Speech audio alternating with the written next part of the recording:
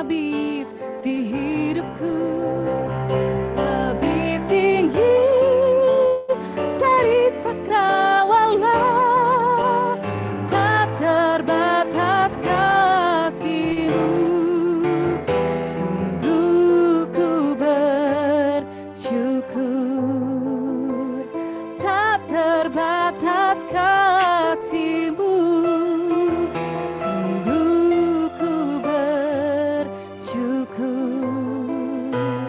tak terbatas kasih-Mu. Sungguh ku bersyukur. Kami persilakan Bapak atau Ibu Gembala untuk doa pembukaan. Baik, kita jemaat Tuhan yang dikasihi, ibadah kita mulai dengan doa. Allah Bapa dan Putra dan Roh Kudus, yang kami sembah dan kami kenal di dalam nama Yesus Kristus Tuhan kami, yang olehnya kami boleh ada sebagaimana adanya pada saat ini. Kami datang kepadamu dan berada di dalam rumahmu dalam ibadah Zoom pada pagi hari ini. Seluruh rangkaian ibadah kami dari awal, pertengahan hingga akhir, kiranya semua jadi di dalam nama Allah Bapa dan Putra dan Roh Kudus. Haleluya. Amin. Ya. Di nama Tuhan, kita mau siapkan hati kita untuk mendengarkan firman Tuhan. Kita mau nyatakan kebaikan Tuhan yang gak pernah habis di dalam hidup kita. Biar kiranya kita boleh terus berjuang untuk boleh tetap setia mengikut Tuhan sampai akhir hidup kita. Biar kiranya Tuhan boleh menyelidiki hati kita. Apakah kita benar-benar sungguh mengasihi Tuhan Yesus?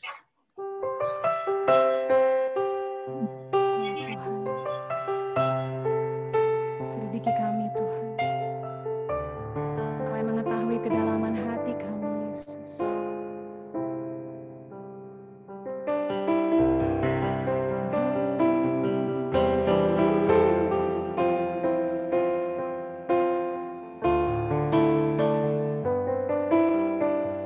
Katakan selidiki aku. Selidiki aku. Lihat hatiku. Apakah ku sungguh mengasihi-Mu, Yesus? Kau yang Maha Tahu dan menilai hidupku. Tak ada yang tersembunyi bagimu. Selidiki aku, selidiki aku. Lihat hatiku. Sungguh mengasihi-Mu, Yesus. Kau yang Maha Tahu dan menilai hidupku. Tak ada yang tersembunyi bagimu. Telah kulihat kebaikan-Mu yang tak pernah habis di hidupku. Ku berjuang sampai akhirnya.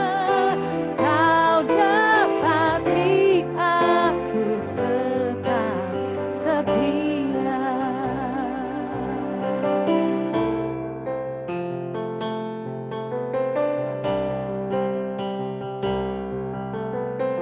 Selidiki aku Tuhan, selidiki aku, lihat hatiku. Apakah ku sungguh mengasihi-Mu, Yesus? Kau yang Maha Tahu dan menilai hidupku. Tak ada yang tersembunyi bagimu. Telah kulihat kebaikan-Mu yang tak pernah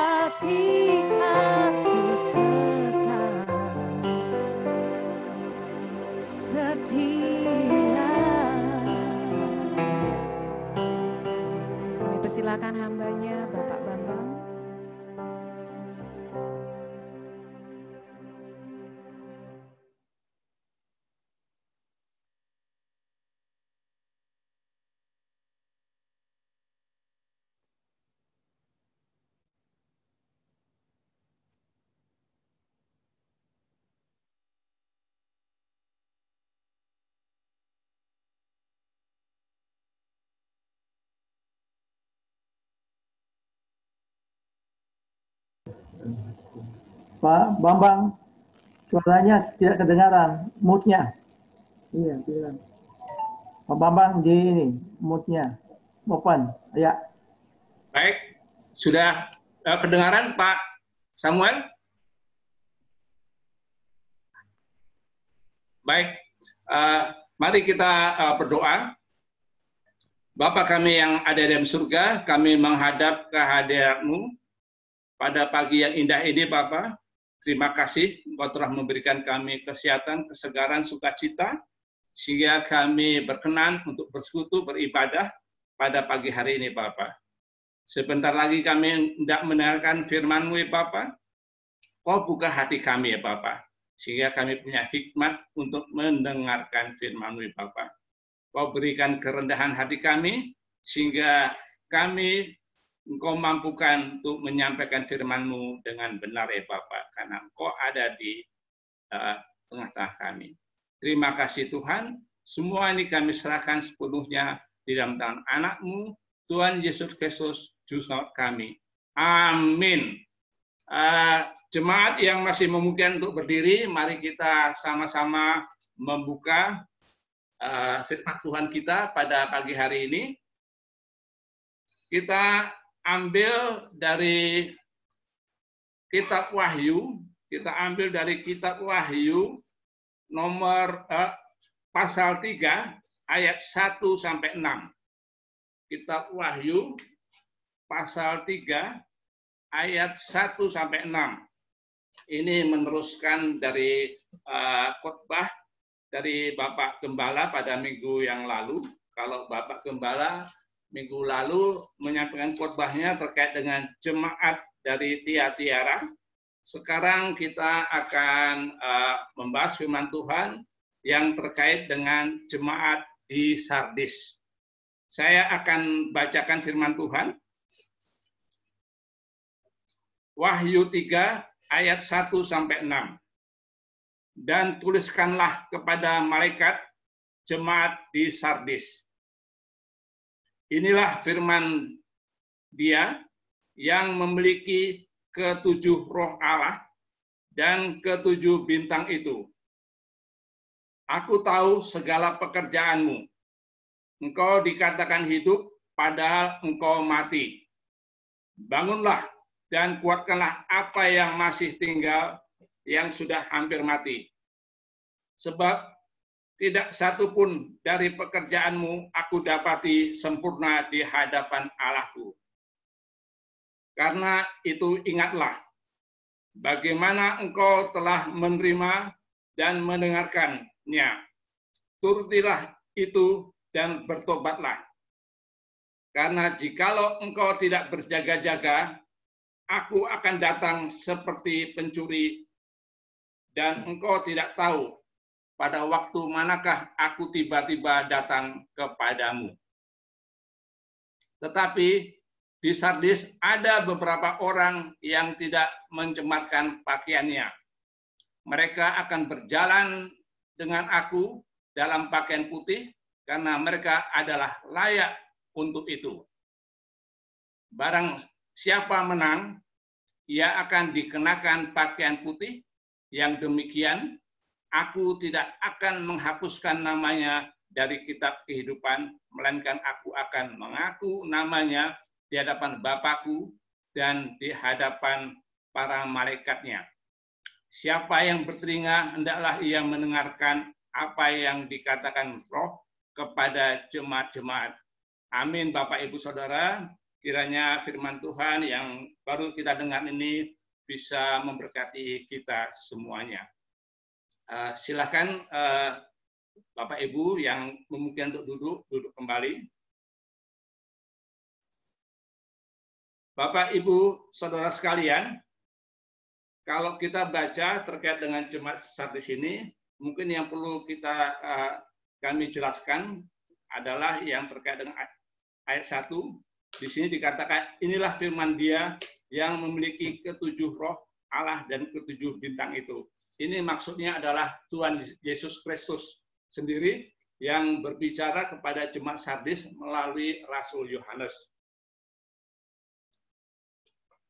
Jadi kalau sebelum kita bahas dari firman Tuhan yang baru saja kita bacakan dari Wahyu 3 ayat 1 sampai 6, kami perlu menjelaskan mengenai siapa itu masyarakat Sardis, apa latar belakangnya, bagaimana kondisinya. Jadi kalau saya search di Google itu di sana cukup jelas bahwa di sini adalah Sardis atau Sardes. Bahasa Lydianya adalah Sard, bahasa Yunaninya adalah Sardis, kalau di bahasa Persia adalah Sard.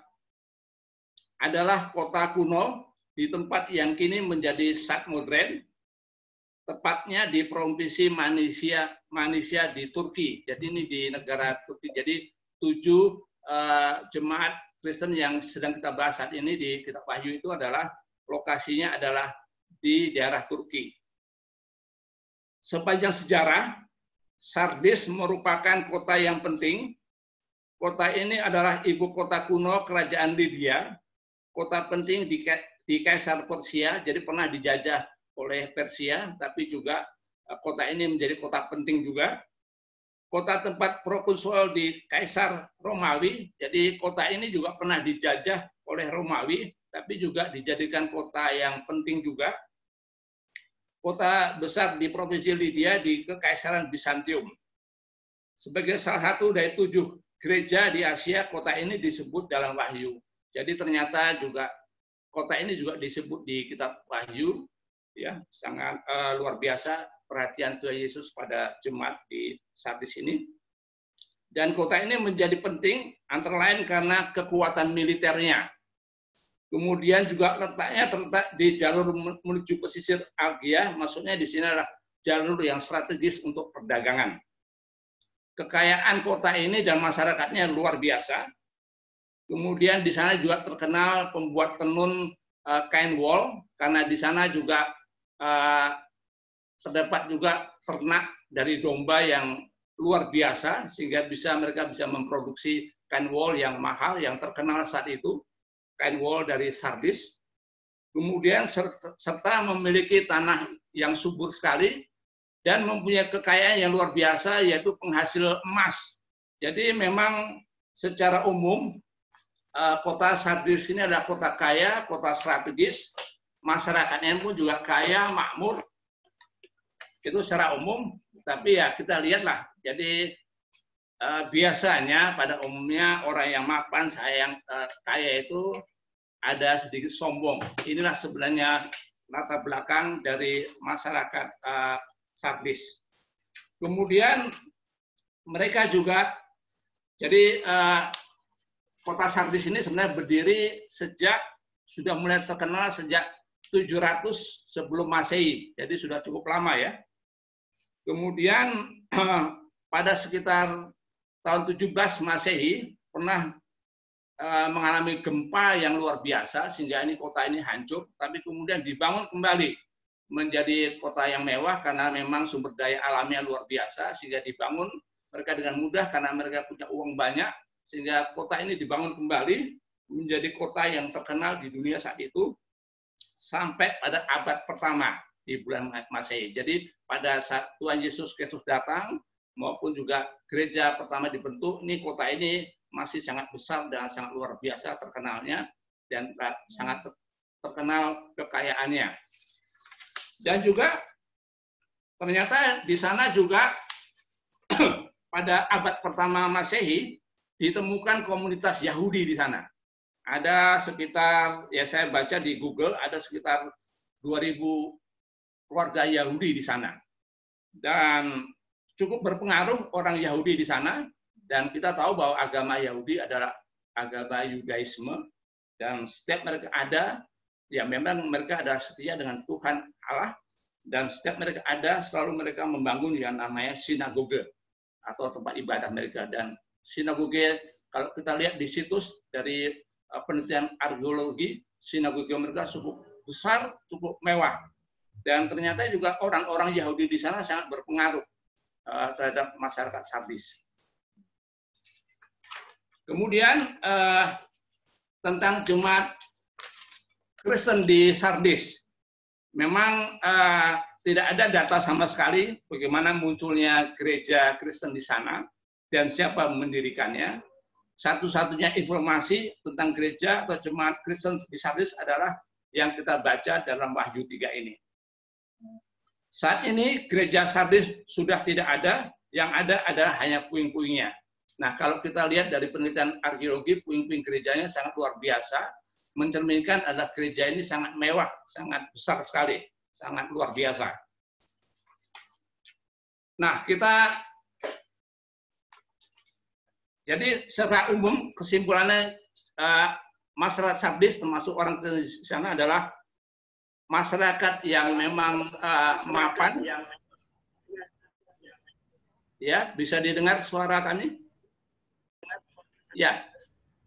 Di sana adalah masyarakat yang sudah mapan, masyarakat yang kaya, ya. Tapi memang di sana juga tercatat juga adalah masyarakat yang sombong karena kekayaannya, karena kemapanannya. Nah, sehingga di sini termasuk masyarakat atau umat Kristen di sana. Sehingga di sini Tuhan Yesus Kristus lewat Rasul Yohanes menegur mereka. Ada permasalahan di jemaat gereja Sardis yang kita lihat sesuai dengan Wahyu 3 ayat 1 ayat 6. Yang di sini Tuhan mengatakan walaupun mereka hidup, tetapi kerohanian sudah mati atau setengah mati. Ini kita bisa baca pada Wahyu 3 ayat 1b dan 2a. Saya akan baca ulang pada 1b. Aku tahu segala pekerjaanmu, engkau dikatakan hidup padahal engkau mati. Kemudian di 2a, bangunlah dan kuatkanlah apa yang masih tinggal yang sudah hampir mati. Jadi kondisi rohani jemaat Sardis di sana adalah hampir mati atau sama sekali mati, Tuhan katakan. Walaupun mereka hidup dalam artian ya memang mereka masih tetap seperti biasa bergereja, ibadah, bahkan gerejanya di mata pemerintahan saat itu termasuk pemerintahan Romawi yang menjajah itu sangat luar biasa megahnya, keuangannya juga sangat luar biasa, ibadah mereka lakukan rutin, tapi hati mereka tidak di Tuhan. Makanya di situ dikatakan bahwa mereka secara rohani telah mati. Apa yang menyebabkan kerohanian mereka mati dari jemaat Sardis ini? Yang pertama di sini adalah karena dosa yang hebat di dalam jemaat gereja itu. Ini kita bisa lihat, kita baca dari Wahyu 3 ayat 4. Saya akan bacakan ulang. Wahyu 3 ayat 4. Tetapi di Sardis ada beberapa orang yang tidak mencemarkan pakaiannya. Mereka akan berjalan dengan aku dalam pakaian putih karena mereka adalah layak untuk itu. Kata-kata ini secara implisit mengatakan bahwa sebagian besar dari jemaat telah mencemarkan pakaiannya atau dirinya, yang menunjukkan bahwa dosa sudah masuk ke gereja itu.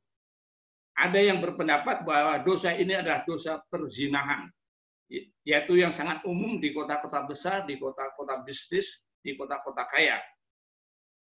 Dan memang dosa inilah yang yang mematikan dari rohani dari masyarakat dari jemaat Sardis di sana.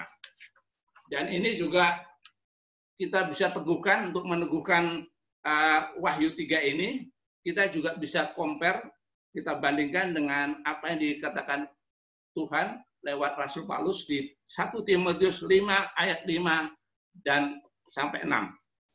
Saya akan bacakan di sini ayat 5-nya dari 1 Timotius 5. Sedangkan seorang janda yang benar-benar janda yang ditinggalkan seorang diri menaruh harapan kepada Allah dan bertekun dalam permohonan dan doa siang malam. Nah, ini ayat 6-nya. Tetapi seorang janda yang hidup mewah dan berlebihan, ia sudah mati selagi hidup. Jadi ternyata kemewahan, kekayaan itu bukan berarti Tuhan tidak mengizinkan, silakan, tapi hati-hati. bahwa kekayaan, kemewahan, kemapanan itu bisa menjadi berhala bagi kita, karena kenikmatan itu akhirnya kita menomorduakan Tuhan. Kita jauh dari Tuhan, akhirnya kalau kita jauh dari Tuhan, jauh dari firman Tuhan, kita mudah ditarik iblis untuk jatuh ke dalam dosa. Ini juga diteguhkan di dalam Efesus 2 ayat 1. Kami akan bacakan di sini, Efesus 2 ayat 1. Kamu dahulu sudah mati karena pelanggaran-pelanggaran dan dosa-dosamu, karena itu sangat masuk akal bahwa dari sini Tuhan mengatakan gereja Sardis ini mati, hampir mati rohaninya, karena ada dosa yang sangat menyolok di dalam jemaat itu. Nah ini saya kira peringatan bagi kita semua di sini. Hati-hati dengan kemapanan, kemewahan. Di sini juga ditekankan. Tidak peduli gereja kita seperti apa, reputasinya, ya mungkin kalau kita lihat di sini, di Eropa, segala macam, di negara-negara maju, gereja sangat mewah ya. Reputasinya di mana, dan sering juga di mata manusia tuh gereja ini dianggap sangat luar biasa, sangat diberkati karena kemewahannya. Tetapi kalau di dalam gereja itu ada suatu dosa yang mengikat dan menjalar di dalamnya dan tidak diselesaikan, kita tidak berdamai kepada Tuhan, kita tidak melakukan pertobatan, Tuhan menilai gereja itu mati. Ini juga bisa berlaku bagi hidup kita secara pribadi. Jadi kita pahami, kita manusia lemah, kita juga kadang-kadang bisa jatuh dalam dosa, tapi kalau dosa itu tidak berdamai dengan Tuhan, kita tidak bertobat kepada Tuhan, dan dosa itu kita biarkan mengikat di dalam kehidupan kita, di dalam kehidupan jemaat, inilah akhirnya pandangan Tuhan mengatakan bahwa kita secara rohani sudah mati. Kemudian juga masalah yang kedua di dalam jemaat ini, itu kehilangan motivasi mula-mula. Apa maksud kehilangan motivasi mula-mula dari jemaat Sardis? Tuhan juga bisa menganggap suatu gereja atau seseorang mati, hampir mati secara rohani apabila orang itu telah kehilangan motivasi yang mula-mula. Apa itu motivasi mula-mula? Yaitu, jikalau pekerjaan pelayanan kita tidak lagi dilandasi pada motivasi untuk menyenangkan Tuhan, motivasi untuk menyenangkan Tuhan, melainkan hanya supaya segala sesuatu berjalan seharusnya atau supaya menyenangkan manusia, maka di mata Tuhan kita anggap mati, hampir mati. Mengapa? Karena gereja, orang Kristen di dalam melakukan apapun motivasi dan tujuannya haruslah untuk memuliakan Tuhan. Jadi kalau apapun juga di dalam kehidupan kita, kita jauh dari mengutamakan Tuhan, jauh dari memuliakan Tuhan, ya, itu berarti kita sudah kehilangan motivasi kita mula-mula. Itu bisa diteguhkan di dalam 1 Korintus 10 ayat 31. Kami akan bacakan, jika engkau makan, atau jika engkau minum, atau jika engkau melakukan sesuatu yang lain, lakukanlah semua itu untuk kemuliaan Allah. Jadi inti dari kehidupan kita adalah dimanapun kita berada adalah memuliakan Tuhan.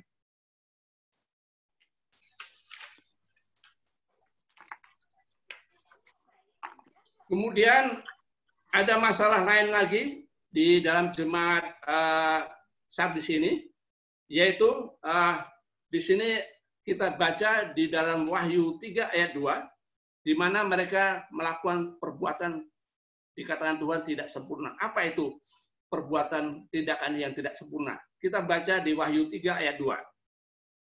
Bangunlah dan kuatkanlah apa yang masih tinggal yang sudah hampir mati. Sebab tidak satu pun dari pekerjaanmu aku dapati sempurna di hadapan Allahku. Apa maksudnya pekerjaan mereka yang tidak ada yang sempurna? Kata sempurna di sini bisa diterjemahkan dalam bahasa Yunani adalah plero, yang bisa diartikan adalah lengkap. Jadi arti Tuhan tidak mendapati satu pekerjaan mereka pun yang sempurna itu adalah tidak lengkap. Apa maksudnya pekerjaan atau tindakan atau ibadah kita tidak lengkap? Ini bisa kami jelaskan di sini adalah kalau kita melakukan pelayanan asal-asalan saja, itu jelas Tuhan tidak memuaskan Tuhan. Tuhan anggap itu tidak sempurna. Ini juga bias dikaitkan dengan seberapa besar talenta kita atau karunia Tuhan berikan kepada saudara. Jadi kalau talenta kita, Tuhan tahu talenta kita. Ada yang 3, ada 4, tapi kalau itu kita tidak maksimalkan untuk melayani Tuhan, itu dikatakan bahwa pelayanan kita tidak sempurna. Misalnya, kita mempunyai kemampuan untuk memain musik yang luar biasa, tapi kita memainkan musik itu di dalam pelayanan di gereja tidak maksimal, tidak sesuai dengan potensi maksimal kita. Itu berarti kita melayani Tuhan tidak sempurna. Terkait dengan persembahan, kita mempunyai kemampuan A, tapi ternyata kita berikan hanya B, hanya setengah saja. Itu juga berarti ibadah kita tidak sempurna. Kita mempunyai talenta 3, kita ahli musik, kita jago musik, kita paham firman, kita bisa berkhotbah, kita mempunyai ahli di bidang keuangan. Tapi satu sisi, setiap pelayanan gereja kita minta mungkin untuk mengatur keuangan gereja, dikatakan kita tidak punya waktu dan segala macam. Sehingga kita hanya memberikan sebagian talenta saja. Itu yang disebut dengan bahwa kita melakukan pelayanan kepada Tuhan tidak sempurna, tidak lengkap. Tapi satu sisi yang positif di dalam jemaat Sardis ini, Tuhan mendapatkan beberapa orang dari jemaat Sardis ini masih berkenan di hadapan Tuhan. Itu kita baca di dalam Wahyu 3 ayat 4. Tetapi di Sardis ada beberapa orang yang tidak mencemarkan pakaiannya. Mereka akan berjalan dengan aku dalam pakaian putih karena mereka adalah layak untuk itu. Ini perlu kami beri catatan juga. Mereka yang layak di hadapan Tuhan, yang tidak tercemarkan, masih hidup kudus, mereka juga sebenarnya orang kaya, orang yang mapan juga. Tapi ternyata mereka tidak terbelenggu dengan kekayaannya. Mereka tidak terbelenggu dengan kemapanannya. Justru mereka anggap bahwa kekayaan, kemapanan itu adalah berkat dari Tuhan yang harus dimanfaatkan untuk kemuliaan Tuhan. Itu bedanya masyarakat Sardis yang berdosa tadi dengan masyarakat Sardis yang berkenan di hadapan Tuhan. Mereka juga kaya, tapi ternyata mereka masih mengutamakan untuk memuliakan Tuhan. Apa pujian yang diberikan oleh Tuhan? Dan di sini juga Tuhan memakai istilah pakaian putih. Jadi ternyata di dalam Yunani itu warna putih itu adalah simbol dari keadilan. Warna putih itu adalah simbol dari kesetiaan. Warna putih itulah simbol dari kebersihan rohani. Makanya di sini Tuhan selalu melambangkan orang-orang kudus itu adalah orang-orang yang berpakaian putih. Kemudian kita lanjutkan, kita bahas pada ini masih terkait dengan pujian kepada orang-orang yang kudus tadi dari jemaat Sardis. Kita lanjutkan, kita baca dari Wahyu 3 ayat 5. Di sini dikatakan, Wahyu 3 ayat 5, barang siapa menang, dia akan dikenakan pakaian putih yang demikian. Aku tidak akan menghapuskan namanya dari kitab kehidupan, melainkan aku akan mengaku namanya di hadapan Bapakku dan di hadapan para malaikatnya. Jadi hati-hati kita sebagai orang yang beriman, yang selalu mengatakan bahwa kita telah diselamatkan, kita telah lahir baru, jaminan kita surga. Ternyata di sini dikatakan bahwa nanti ada orang-orang yang percaya juga akan dihapus dari kitab kehidupan. Kitab kehidupan ini adalah daftar orang-orang yang diselamatkan oleh Tuhan, yang dijanjikan masuk surga. Jadi hati-hati, memang ada satu doktrin gereja juga mengatakan bahwa sekali selamat, tetap selamat. Ternyata Wahyu 3 ayat 5 ini mengatakan bahwa kalau kita sudah selamat, tapi kita tidak setia, kita tetap hidup dalam dosa, itu juga bisa dihapuskan dari kitab kehidupan. Ini bisa diteguhkan di ayat Wahyu 3 ayat 5 ini bisa diteguhkan juga kalau kita compare, kita bandingkan dengan apa yang dikatakan Yesus langsung dengan murid-muridnya di Matius 7 ayat 21 sampai 23. Di sini dikatakan Matius 7 ayat 21 23 perkataan Yesus langsung. Ayat 21 dikatakan, bukan setiap orang yang berseru kepadaku, Tuhan, Tuhan, akan masuk ke dalam kerajaan surga, melainkan dia yang melakukan kehendak Bapakku yang di surga. Dia yang melakukan kehendak Bapakku yang di surga. Kemudian ayat 22 dikatakan, pada hari terakhir banyak orang yang akan berseru kepada Tuhan, Tuhan, Tuhan, bukanlah kami bernubuat demi namamu dan mengusir setan demi namamu dan mengadakan banyak mukjizat demi namamu juga. Tapi ternyata orang-orang ini yang berteriak-teriak Tuhan, Tuhan itu, ironisnya di ayat 23 Tuhan Yesus Kristus mengatakan apa? Pada waktu itulah aku akan berterus terang kepada mereka yang berseru Tuhan, yang berseru Tuhan, Tuhan itu berkata, aku tidak pernah mengenal kamu. Nyalah daripadaku, kamu sekalian pembuat kejahatan. Jadi kita sebagai orang yang percaya, yang sudah diselamatkan, sudah lahir baru, selama kita hidup di dunia ini, kita tahu bahwa dunia ini banyak keinginan-keinginan daging yang bisa, yang sumbernya dari iblis, bisa menjatuhkan kita ke dalam dosa. Kita harus waspada, kita harus terus berjuang, seperti apa dikatakan Paulus, sampai pada akhir hidup kita, ya, sehingga kita tetap mempertahankan iman kita. Itu perlu ditekankan juga dalam arti dari Matius 7 ayat 21 sampai 23. Nah, sebagai penutup dari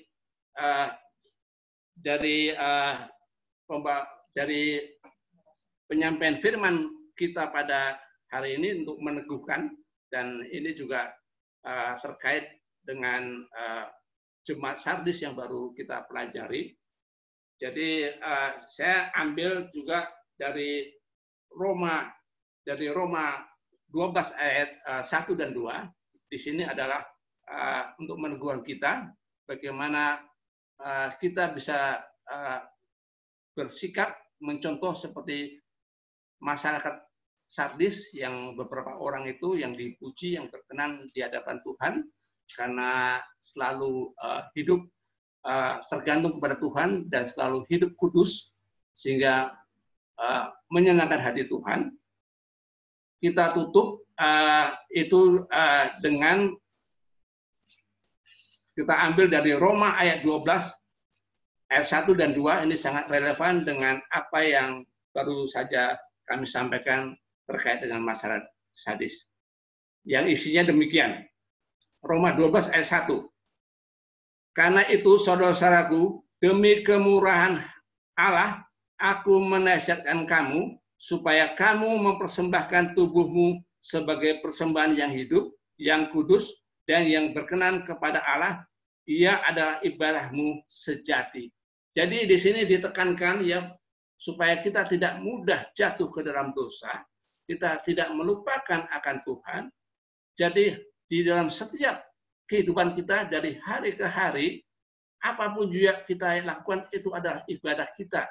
Kita harus selalu menjaga pikiran, hati kita, perbuatan kita yang selalu kudus, selalu sesuai dengan firman Tuhan. Dimanapun juga kita berada, tidak hanya saat kita melayani di gereja, saat kita berbisnis juga, kita anggap itu sebagai ibadah kita, saat kita sebagai kepala rumah tangga misalnya, saat kita bergaul dengan masyarakat, kita selalu lakukan itu sebagai ibadah, kita selalu lakukan itu untuk kemuliaan Tuhan. Kalau kita selalu melakukan demikian, ini dampaknya pada ayat 2 ini yang akan saya bacakan pada Roma 2 ini. Janganlah kamu menjadi serupa dengan dunia, tetapi berubahlah oleh pembaruan budimu, sehingga kamu dapat membedakan mana kehendak Allah, apa yang baik, yang berkenan kepada Allah, dan sempurna. Jadi artinya demikian. Kalau setiap sisi kehidupan kita, dimanapun kita berada, kita anggap itu sebagai ibadah kita selalu menjaga kekudusan kita, niscaya kita akan dihindari dari ikatan-ikatan kedagingan, ikatan-ikatan duniawi yang sumbernya dari iblis yang akan menjatuhkan kita dalam dosa, kemudian hati kita, budi kita akan diperbarui setiap saat, sehingga kita mengenal kebenaran daripada firman Tuhan. Mana itu suara Tuhan, mana itu suara iblis. Sehingga kita terjaga, sehingga iman kita selalu terjaga, kita selalu hidup sesuai kehendaknya. Itulah saya kira sebagai penutup dari firman Tuhan yang disampaikan pada hari ini.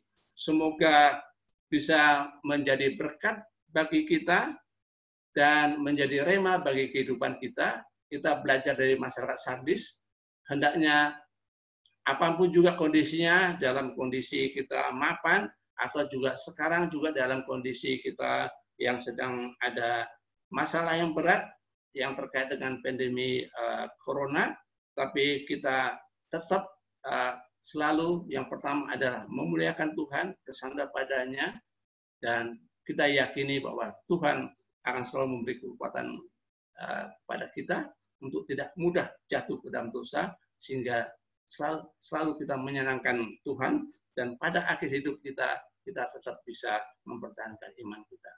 Amin, Bapak, Ibu, Saudara sekalian. Mari kita tutup dengan doa. Mari kita berdoa. Bapa kami yang ada di surga, kami menghadap kehadirat-Mu pada pagi hari ini. Terima kasih Bapa, Engkau telah memberikan kami siraman rohani dengan firman-Mu, di mana Engkau mengajari kami untuk selalu mempunyai motivasi mula-mula, yaitu selalu merindukan akan kasih-Mu, selalu memuliakan-Mu ya Bapa. Kami tidak tergantung dengan apapun juga benda-benda materi, harta, kemapanan yang ada di dunia ini. Kalau itu pun ada di dalam kami, itu menjadi berkat bagi kami untuk memuliakan nama-Mu. Kami harus selalu fokus pada Engkau ya Bapa, sehingga iman kami selalu dijaga, sehingga pada akhir hidup kami tetap setia padamu ya Bapa. Terima kasih Bapa. Semua ini Bapa, kami serahkan sepenuhnya dalam tangan anak-Mu, Tuhan Yesus Kristus, Juru Selamat kami. Amin.